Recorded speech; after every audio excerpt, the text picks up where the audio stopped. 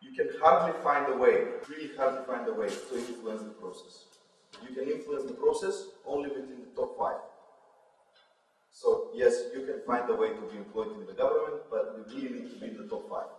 Then, when you are interviewed, you can do your lobbying, maybe interconnecting, and find your way inside.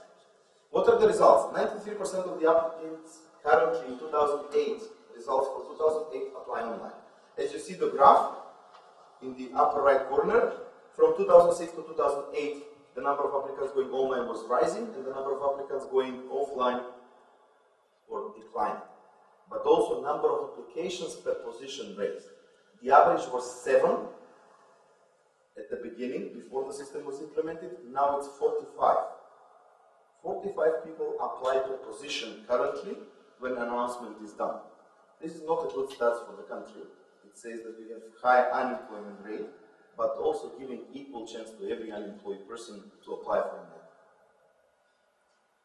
The first year of service, which is 2006, because the system was deployed end of 2005, the first statistical year was 2006, and it saved just in postal mail, in sending notification, 15,000 euros, and too many years in operations inside. Not counting how much would be the cost if 45 applicants per position were applying in the offline system. That's what they were using before. Because currently there are hundreds and hundreds of applications coming in every day. If they were doing this manually like doing this before, number of employees in the agency needs to be doubled at least. There were a number of independent research done on the system. One of the last was done by Metamorphosis, which was saying that 90% of the applicants are satisfied with the system and trust the system, and 6%, only 6%, reported they have experienced some kind of a difficulty with the system. The system tests general knowledge about the government functions, tests the computer knowledge of civil servants, and tests specific knowledge for a specific position within the required skills. The next system featuring is the distribution of licenses and the specific implementation to the CEMP licenses, which is the licenses required to use the trucks across Europe. And licenses are specific per type of truck and the type of emissions that the truck has, Euro 3, Euro 4, Euro 5 certificates. The system was designed to significantly reduce the administrative burden done at the Ministry of Transport by issuing licenses to truckers. I will tell you that before the system was implemented, in 2005, 2006, almost every year, the door at the Ministry of Transport, after distribution of licenses, was broken. There was always protest at the ministry. There were always unsatisfied truckers for the distribution of licenses. Why? Because the distribution was done by a committee sitting around the table and deciding who needs to get the license. There was no protocol, there was no algorithm, there was no pre-announced concept of doing this. This was changed by the system. So the system starts with an online application, online applying for a license. I will do a short animation on this just to do a short overview of the system. So,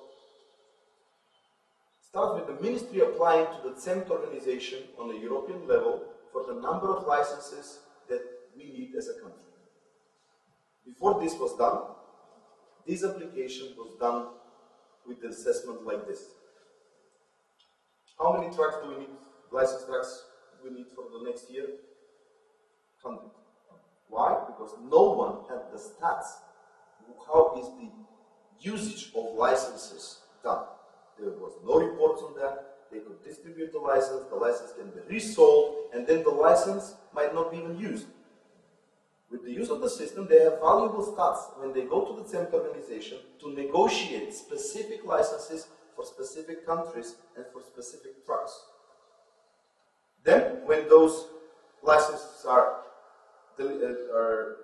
designated for use of Macedonia, those licenses are published online, transparently, so everyone will know what are the number of licenses type of licenses the company has been designated for the next year. After that, the transport company can register, can apply itself for the use of license for the next year. When they announce that they would like to apply for license, they will get a specific access to the system, which is 15 days afterwards. And then by using the access of the system, something which was very specific for this application, they will just confirm their company data. They will not enter anything.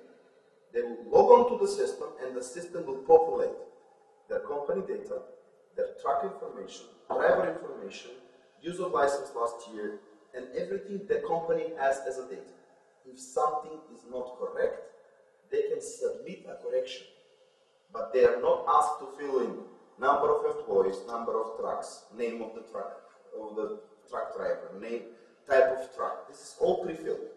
Pre-filled with an interconnected databases at the backend, which are not interoperable. I would say they're not interoperable. They're interconnected with replications periodically, but still valuable for the system. And then when the company confirms the data, they just apply this truck for this license, this truck for this license, this truck for this country, this license. When they submit this, there is a deadline for this. It's also up to midnight. They don't have to work with the working hours of the ministry.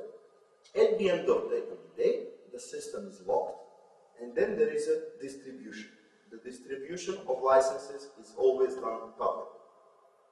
There is about 15 days delay between the final and the official distribution, in which there is an inside committee that receives complaints from outside, from companies, if they think that they were not correctly applied, if they have not correctly applied on time. When this is finished, there is a final distribution, which is usually in a conference hall with all the transport companies inside, and the system distributes live, simulating equal distribution per company. So they distribute equally, non-regardless to the number of, let's say, how big the company is.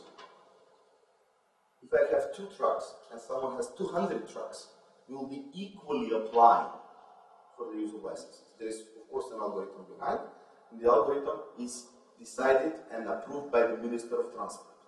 It needs to be done every year as a protocol.